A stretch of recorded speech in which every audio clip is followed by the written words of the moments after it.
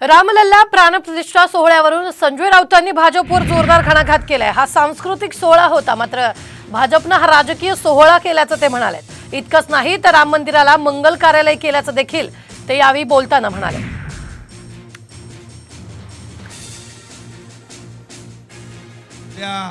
आपला नवीन वर्षाला सुरुवात होती आहे। 22 तारखेला अयोध्येमध्ये राम मंदिराचं उद्घाटन होतंय।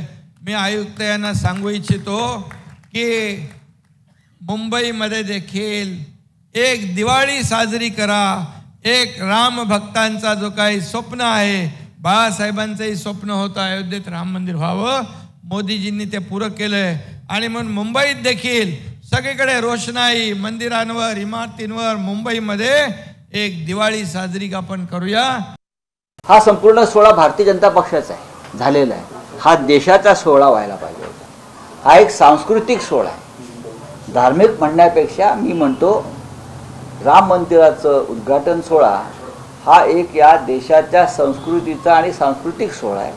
पण यांनी राजकीय सोहळा केला। अशा पद्धतीने हे पत्रिका वाटप करत आहेत, जणू काय राम मंदिराचं याने मंगल कार्यालय करून ठेवलं आहे।